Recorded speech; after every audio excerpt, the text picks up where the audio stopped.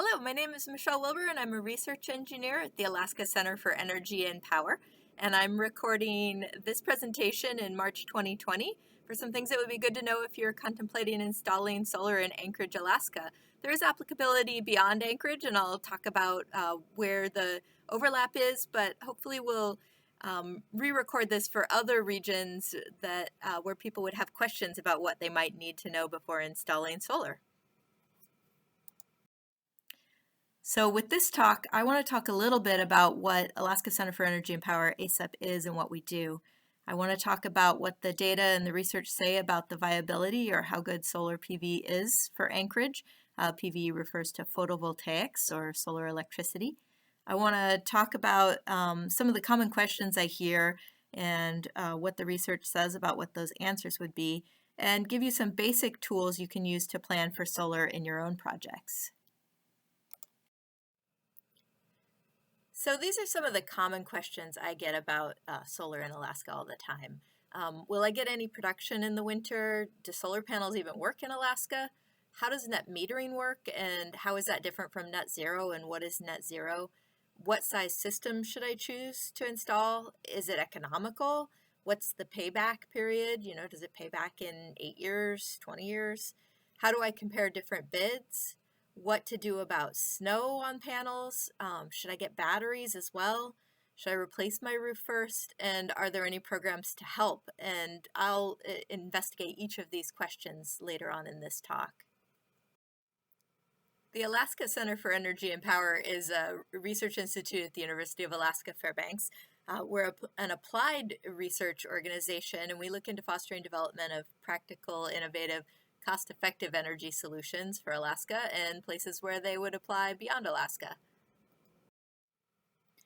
The Alaska Center for Energy and Power, or ACEP, has a number of core programs and things that we look into. I am part of the Solar Technologies group.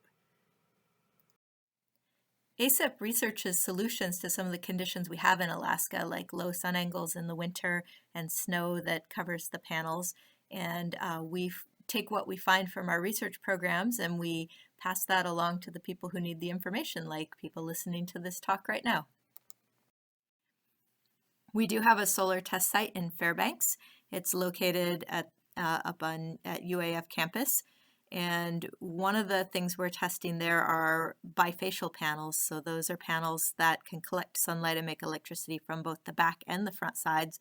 And we're looking at how that compares to the normal solar panels called monofacial panels and in different orientations. And this is a new project, so we're just now delving into that data. And we've installed a very high quality weather station at our solar test site. This is my colleague Chris Pike installing one of the pyranometers that measures the solar resource, and that gives us some good data to figure out how things are really working up here. We're also doing a snow shedding study with Sandia, say that 5 times fast. And we have put some coatings on some panels in Willow as well as up in Fairbanks, and we're seeing how well those coatings work and if they're cost effective. And that's also another new study that we hope to have results from in the near future. So next I'll talk about the case for solar in Alaska. Looking at maps of the solar resource over the whole year, you can see that Alaska down here is pretty blue, meaning that we have less of a solar resource year-round than much of the rest of the lower 48. And so that doesn't look so great. But then you compare to Germany, a country that has a huge amount of solar installed and where it's working quite well. And we compare very favorably with Germany. Large parts of the state of Alaska actually have a better resource than most of Germany. If you look at the month of April alone and the solar resource, the solar gain that we get on the surface at that time, we're looking pretty good. We're pretty comparable to most of the rest of the US. So just as I said a few years ago, before 2008, we really didn't have too much installed solar with good data to look at, but grid-tied installations began around 2008. So we have the data to look at how well those are performing. Electricity prices in Anchorage were actually probably closer to 20 cents a kilowatt hour here, are high enough to make the economics, and they often work depending on your situation. In other parts of Alaska, this is true too, especially there's even higher electricity prices in many parts of Alaska. There's no moving parts. It's easy to maintain the solar panels. It doesn't usually take really any effort or money in any given year. And the cold temperatures we have here and reflection of light from the snow can actually enhance the performance of solar panels. They're more efficient. They operate more efficiently when they're cold. This slide shows that the growth in solar net metering, which is almost all solar capacity on the rail belt, has been exponential, and we're just seeing a huge boom in installations, especially over the last couple of years in Alaska. If you look all over the state, even places that are outside of the main rail belt grid, I don't have all of them on here, and there are some solar panels up in Utqiagvik and some other places that aren't on the map, but there are many locations all over Alaska that have solar installed, either at the community level or on someone's roof or otherwise. Here we look at the trend over time of total installed cost for solar. If you look in the rest of the U.S. at commercial costs in red and at the residential costs in orange, you can see that the trend is that costs have been coming down over the last few years. The trend doesn't maybe look as drastic on this chart because we also have the Alaska costs that we've collected for installing solar in various places in Alaska in blue, and that trend has been that those costs are coming down quite rapidly in Alaska as the industry matures, and also the spread has been getting closer, I think, as the industry matures in our state. And so the costs are becoming low enough to make installations economical, and also there's still a federal tax credit that can help with home or business installations. So next we'll look into some of the answers to some of the common questions I frequently get. One of the most common questions I get is, will I get any production in the winter? So the bad news is that no, you will not make a whole lot of solar power in the winter. The sun angle is low, the days are short, snow sticks on the panels. So if you look at the red bars here for the monthly solar production from this actual installation, they're making a lot of power in the summer and they're making very little in the winter, and that's typical. But that's the joy of a grid-tied installation, is that in the winter, when you're probably using more lights and have higher power needs, higher electricity needs, as you can see in the blue home consumption bars, you still have the grid there to bring electricity to your home. So another question is that I get is, do solar panels work in Alaska? And what I assume they mean are, do they actually give you the energy that you're expecting to get based on what a solar panel installer or somebody who's selling you those panels tells you you're going to get? And we have data from a number of systems, so I can say unequivocally, yes, the solar panels are working as expected. And I'll walk you through a few. Some of them are kind of busy charts, but I'll tell you what they're saying as we go through it. So this is maybe the most complicated chart in this entire talk, but it is showing on a number of installations that we have collected data for at least a year in the Anchorage area. It's a rolling average of the productivity of how much electricity is being produced over how many panels or how many kilowatts worth of panels were installed. So if you get an installation on your roof, you might get a 4 kilowatt installation. So that many panels is rated to produce 4 kilowatts of power. And over the year, you'll get a certain number of kilowatt hours of energy, which is what you're billed for on your electricity bill, kilowatt hours, out of those panels. And that will depend on where you are and how much sunlight hits those panels. So if we look at all the data from Anchorage with this rolling average of how much electricity is produced throughout the entire year over what the power rating of the panels is, we see that there's a median value of about 701 in those units of kilowatt hours over kilowatts installed. You can ignore the AC and DC. That just has to do with the alternating current power that comes into your house versus the direct current power that the panels produce. But that's a little bit of an abstraction to what we're showing here. You can see that the highest production we're seeing in Anchorage is 923 kilowatt hours per kilowatt. So there's a range, and there's some underproducing panels down less than 600 kilowatt hours per kilowatt. And those things probably depend mostly on shading and orientation of the panels. Are they facing due south, where the most of the sun can be gathered? What's the tilt? Things like that. So just as a recap of that last slide, the optimal systems in Anchorage are producing 923 kilowatt hours of electricity every year for every 1 kilowatt of solar panels installed. And if you want to compare that to the lower 48, optimal ranges there are a little higher, from about 1,000 kilowatt hours per kilowatt in the Seattle area to over 1,700 kilowatt hours per kilowatt in an optimal place like Phoenix. On average, systems in Anchorage are producing about 700 kilowatt hours per year for every kilowatt of installed solar. That's generally because of shading or a non-optimal orientation of the panels, things like that. And a few systems are really underproducing or producing less than 600 kilowatt hours per year per kilowatt of solar installed. And those ones probably have a lot of shading and a non-optimal orientation. So looking at a couple of very specific real-world cases, this is for a business called Analysis North. The panels were installed in 2016, so we have a 3-year monthly average of what the panels have produced versus a model that was created based on some National Renewable Energy Lab software that I will show you at the end of this talk with a weather data set from Elmendorf. And you can see that they're pretty close to each other. The actual panel production in yellow is often a little bit less in each month than the model.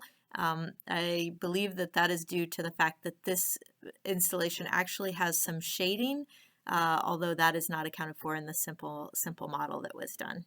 The other factors, the tilt and the orientation, were. Another real world case, this installation is only about a year old in Airport Heights.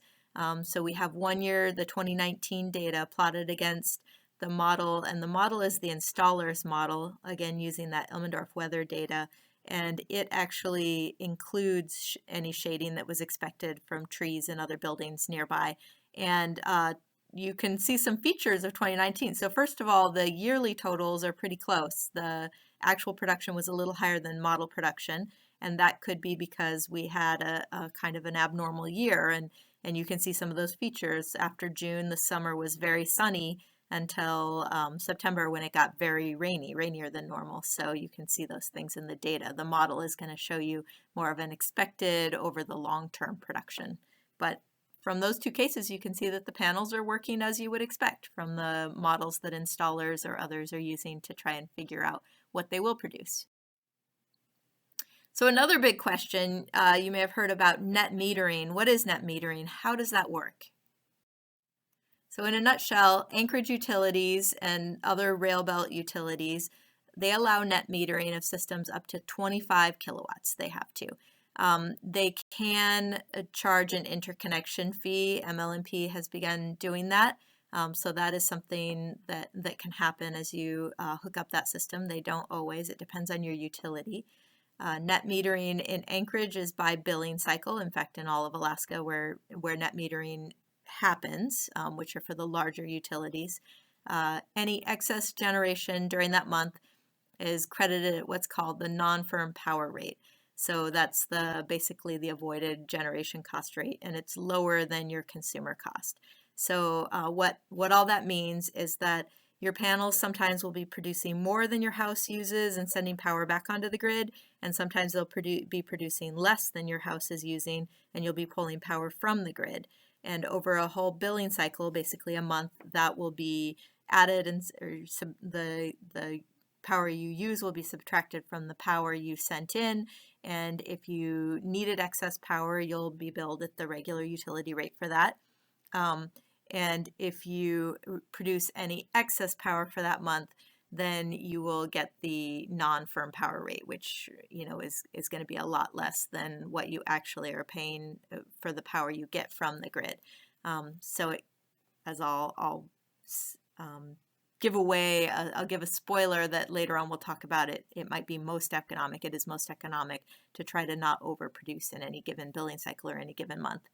Utilities only have to allow net metering until they reach 1.5% of retail sales enrolled in the net metering program. Some have already met this or gotten close to meeting this and have already upped their limits. Homer Electric has upped the limits. None of the Anchorage utilities have yet, but that might be coming soon.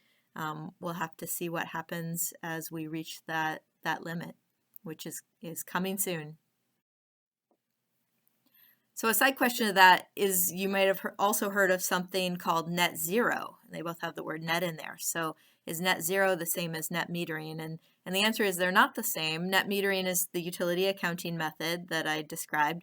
Net zero would be your own, the customer's choice, to produce as much energy as you consume over the year. So the reason the word net gets used both places is because you're adding and subtracting things together. So in the case of net zero, you're trying to produce more in the summer to make up for the fact that you're using energy in the winter you can't possibly meet with the solar resource, or you probably won't economically meet with the solar resource you have.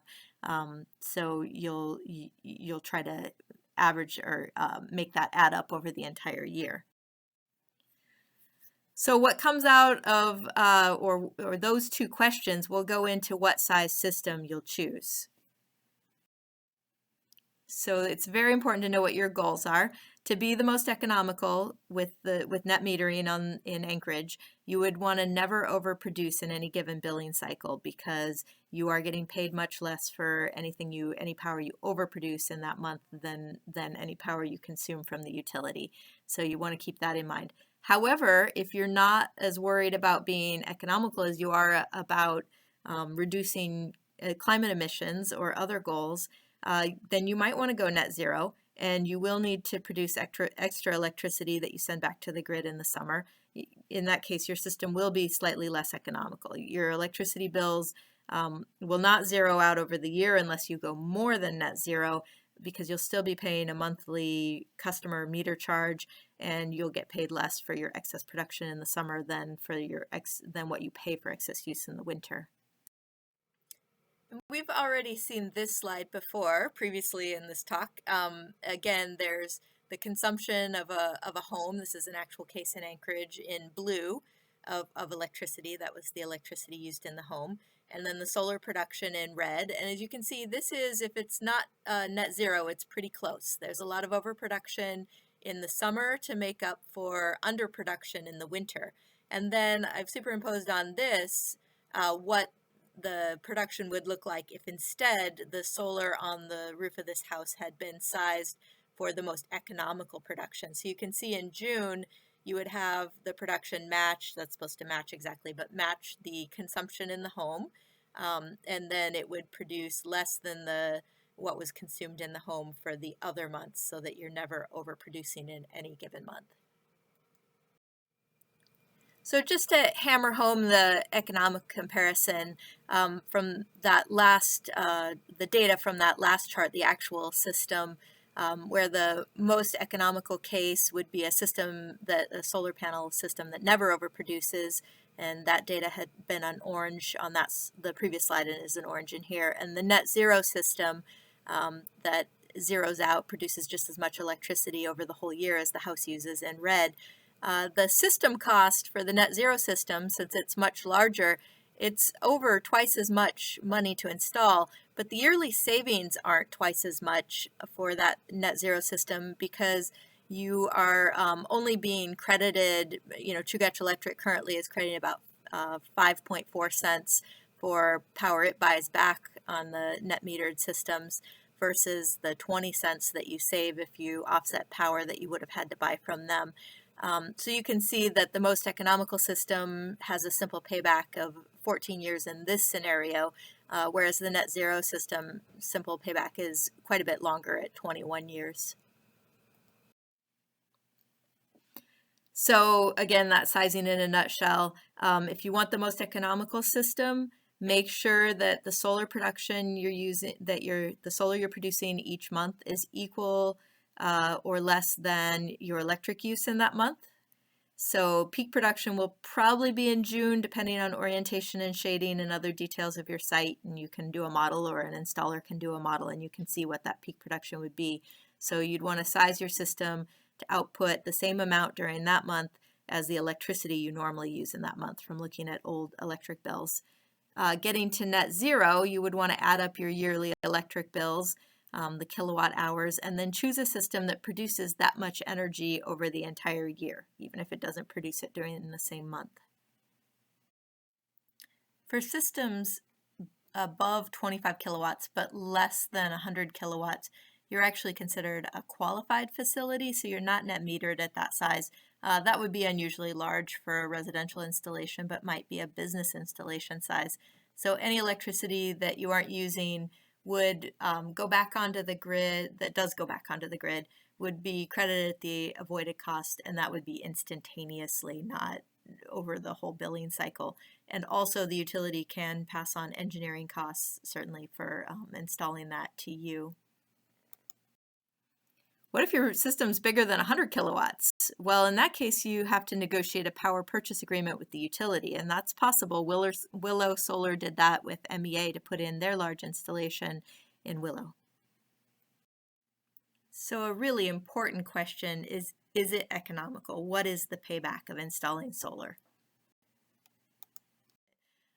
So if you want to determine a payback or rate of return on investment for something, you need to know a number of things. And for solar installations, you need to know what the installed costs are going to be. And so from that chart from before, in 2019, the cost ranged from about $2.60 a watt to about $3.45 a watt installed.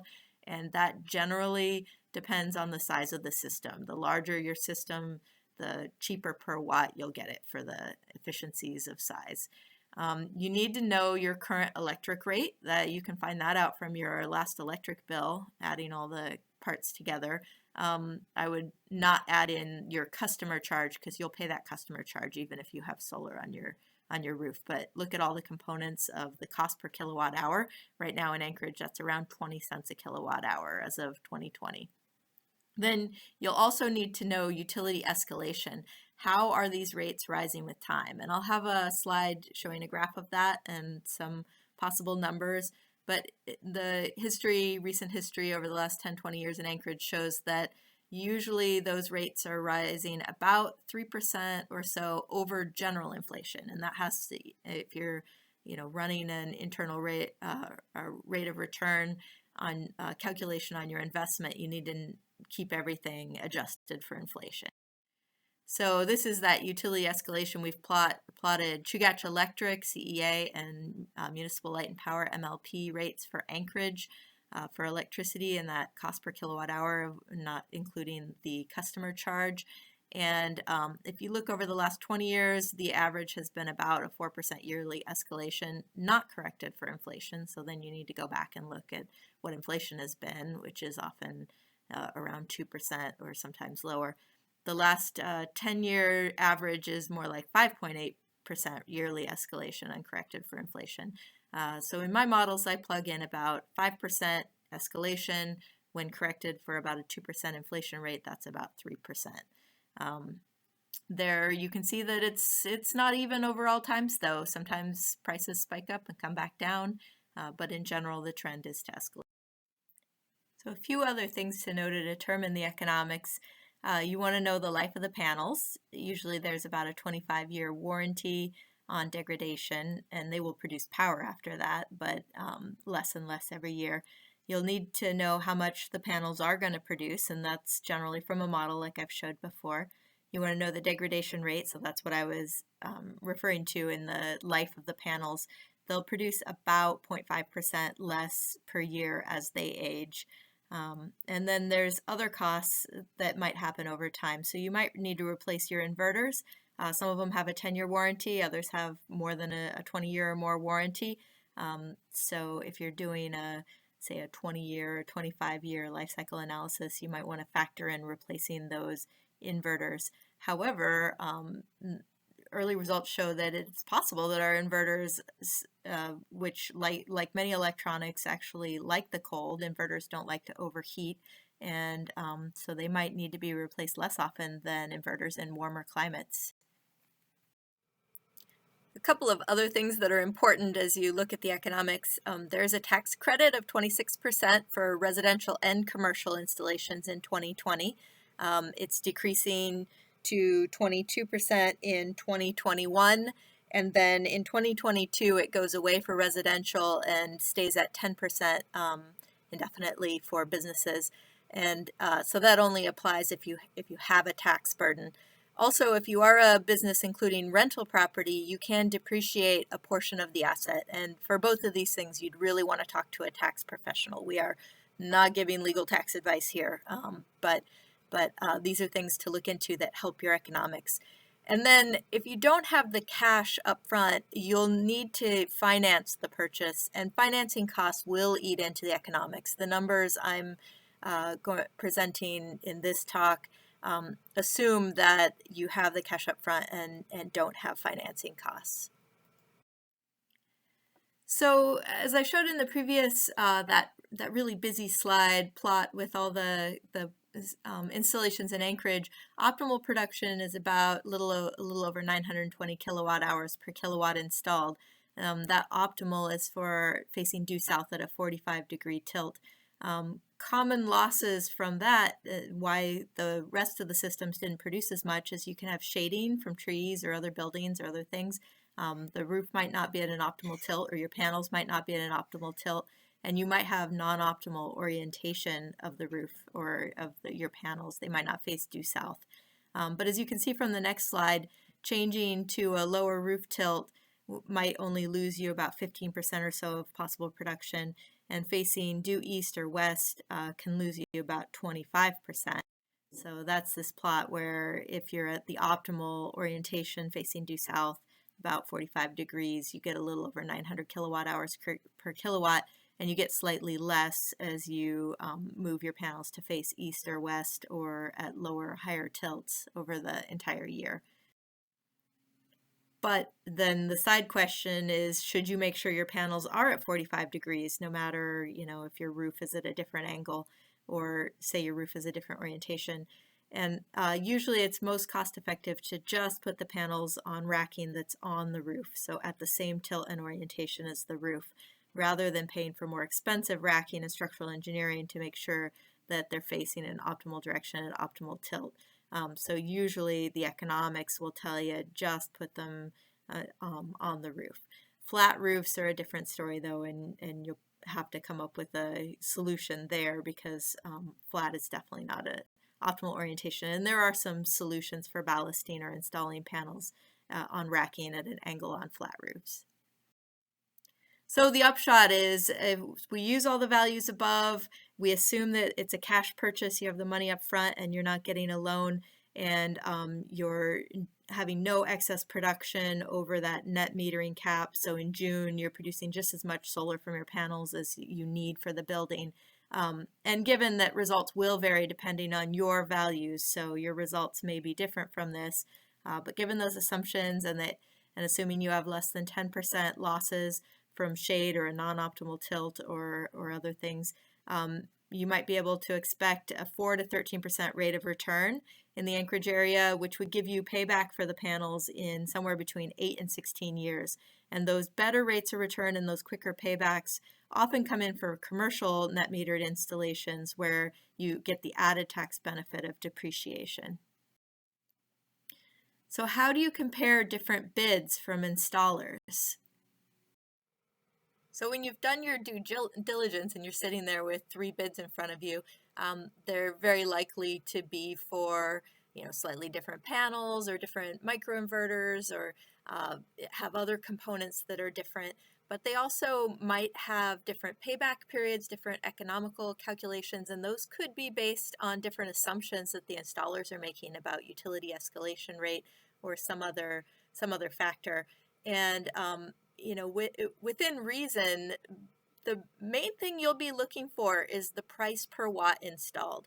So you do want to check that the warranty length on panels and inverters and other major components is similar, and that your installers all have good references and do good installations. But if you compare that price per watt, generally the lower price per watt is the better deal, no matter what the payback period says. Like I said, that could be based on some different assumptions about how utilities are going to escalate their prices in the future and other things. There might be some things that matter to you. You might be willing to pay more for American made. You might have a really small roof and want to put in a very large installation and be space constrained, so you're willing to pay more for a more efficient panel. There may be some things like that that go into your consideration. And also, if one of your bids is for a very large installation and one of them, for some reason, they made a bid on a much smaller installation, generally the price per watt will scale with the size of the installation, where there's economies of scale. So the smaller installation might have a higher price per watt, and you'd want to ask to, if from one bid you realize you want a certain size of installation, ask the other installers to give you the cost for that. And then at that point, the best deal will be the lowest price per watt installed. So what about snow? Should you clear the snow from your panels in the winter? Well, usually the snowy months are very low production months. So in December, January, it's really probably not worth it. When the snow is covering the panels, you're not really missing much, and to go to the effort wouldn't give a lot of gain. March and April can be a different story. We're in March right now. There's been some sunny days, and my panels are covered by snow. And I'll tell you, my roof is scary. It's high and it's metal and slippery, and I am not going to go up there and clear it, but I sure wish there was an easy way for me to clear my panel and start to gain that energy.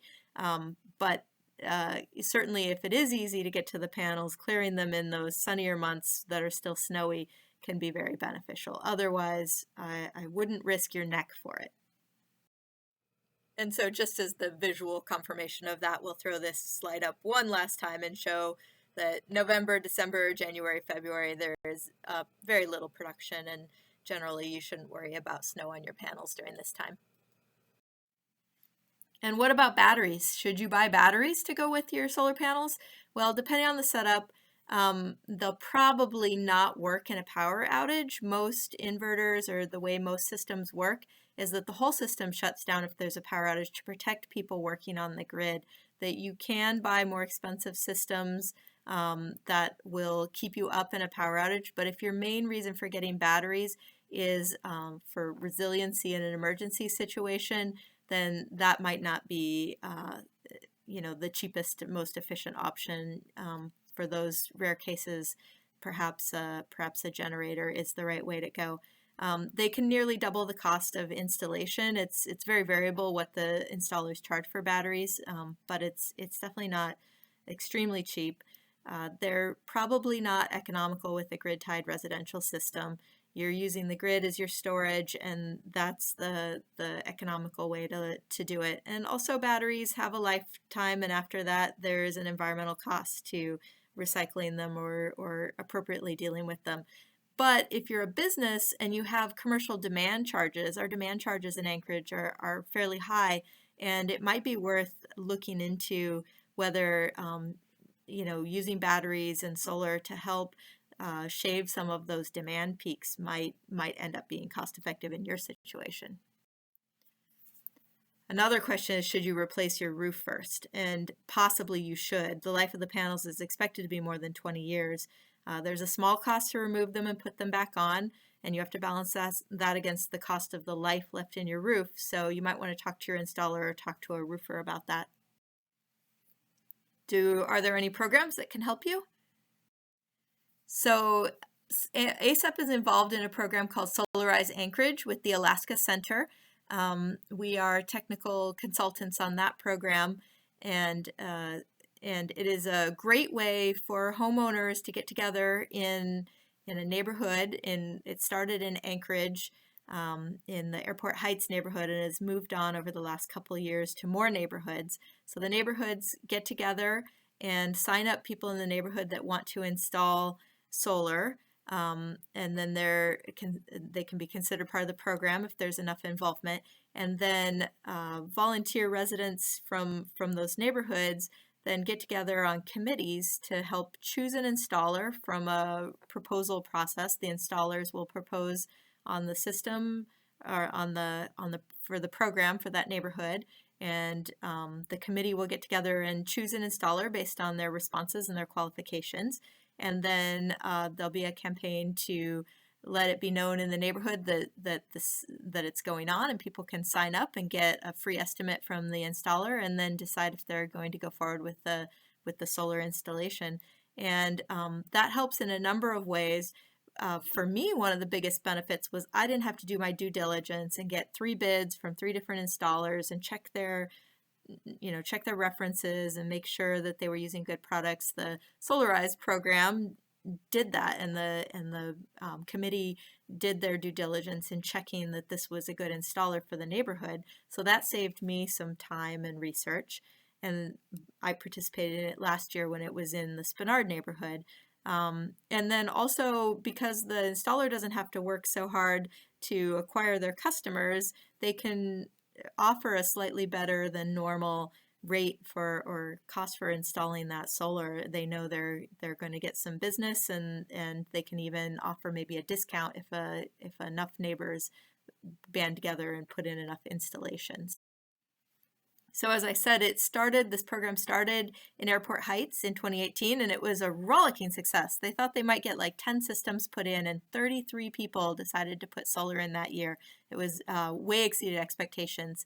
In 2019, Turnagain, Rogers Park, South Addition, and Spenard all participated, and there were 163 systems put in, plus or minus 1 perhaps, or 2. In 2020, there are a few neighborhoods participating again, 4 neighborhoods: Bayshore Clat, Abbott Loop, Rabbit Creek, and University Tudor. So if you're in any of those neighborhoods, you can participate in this year in 2020, and undoubtedly more neighborhoods will participate in the future. And it is also spreading to other communities. There's Solarize Fairbanks this year, Solarize Homer is getting going, and possibly some other Solarize programs as well. And then there's some other practical tools that can help with your solar design. So if you get an installer to come over, they will generally give you a free bid for what it would cost and what they would do to put solar on your roof. And they'll talk to you, get information from you about what you want, what your electric bills are, and things like that. And you can look through their proposal. If you're more of a do-it-yourselfer type, or you want to double check the results, there's some good information out there to help you. So there's online on ACEP's website is the Alaska Solar Design Manual, and especially if you're a real do-it-yourselfer and you want to take on all parts of it, or maybe for a cabin in the woods do an off-grid installation, there's a lot of very good information in that book to get you started. And then if you just want to do maybe the modeling yourself to double check or to figure out how big your system should be, there's an online tool, easy tool called PV Watts that I'll give you a quick glimpse into. So the Alaska Solar Design Manual, like I said, is on the web. If you just did a web search under Alaska Solar Manual, it would pop right up, or the address is on your page there. And as I said, that's great for off-grid or real do-it-yourselfers. There's a lot of good information on there. Certainly, if you're part of a utility, you definitely need to talk to your utility first. And in Anchorage, there's other code requirements and permits for the city as well. So make sure you do all that right. If you want to model your roof and the solar you could put on your roof or in your yard to see what you might get and to figure out sizing and other things, you can use an online tool called PV Watts, which was made by National Renewable Energy Labs. And it's free and it's pretty easy to use. So the first step when you go to the website will be to put in your location, and then they will pull up a page of solar resource data, and they'll try to pull up satellite data first. And as you can see, the nearest satellite grid spot is 86 miles away from Anchorage, so you probably don't want to use that. At the bottom of that same page, after you enter your location, there will be a map at the bottom of the page. So there's a little bit of a bug here. If you click on and off the radial buttons, those squares for that say TMY2 and TMY3 next to them, ignore the bottom one, but those first two, those are typical meteorological year data sets from weather stations. The 2 and 3 just refer to two slightly different time periods at weather stations. So when you get those spots to show up on the map, you can choose one of the locations there, and when you click on them, it'll show you what the location is. But be careful in the Anchorage area which one of those weather stations you use for your data, because if you look carefully at the results you get from using the various weather stations to do your modeling, you'll see you get widely varying amounts of production per kilowatt installed from using different stations. And as you saw earlier, we had a little over 923 kilowatt hours per kilowatt installed as the best production seen in Anchorage. And Birchwood and Lake Hood predict way more than that. So we think there's probably problems with that data. And then Merrill Field underpredicts, so we think that that might not be a good data set to use as well, that some of the other data sets, Airport or Elmendorf, might be the best weather data sets to use in your modeling. So just a FYI. So once you choose your station for your weather data for the modeling, the next page will allow you to choose the system information. So generally, I tend to keep the defaults unless I know a lot about the system I'm looking at installing or thinking about modeling. But you'll want to play with the system size. You know, if you know that you want to put 3 kilowatts on, or you can play with that number to see what the optimum size would be to get the production you want in any given month. For module type, you generally standard is probably what you're looking at for a standard rooftop installation. Under array type, you can actually choose rooftop instead of open rack. It doesn't change your results a whole lot, but you can do that. And then you'll want to choose the tilt. Like I said, if you have a roof tilted at, that's at 14 degrees or 45 degrees, then put in that tilt. And azimuth 180 degrees is due south, and that's the optimal. But if you have a roof facing in a different direction, you can use the information there to choose the direction. And then when you go to the next page on that one, you'll be at the results, and it'll tell you how many kilowatt hours per year they expect you to make, and it'll break it down by month as well. And you can get a more refined, like a daily breakdown that you can download if you're really interested in looking at that. But for just a general sizing of a rooftop installation, looking at the column of AC energy, or the monthly kilowatt hours that you can be expected to make each month, and comparing those to your electric bill can allow you to either choose an optimally economical net metering size of an installation by matching your June bill or electric usage, or to net zero to get the same amount per year as you use per year in electricity, if that's what you're aiming for. If you put in the correct electrical rate, in the last page, it can also tell you the value of your savings there as well. Keep in mind that this does not account for shading on your roof. So it's a best case scenario, and any shading that happens will cause those numbers to be less. There is other software, non-free software, that will account for shading, and the installers in town are generally using software that will account for shading, and their proposals should definitely account for shading, and ask them if you have any questions about those details. So finally, there's a few other things to think about. So the systems we've been showing, or if your neighbor has solar and they show you output from their system, keep in mind that might not represent your situation well. If you have a row of big spruce trees all along the south side of your house, you're not going to get as good a production. So there are special situations. Definitely do your due diligence. Check the installer's assumptions on a proposal.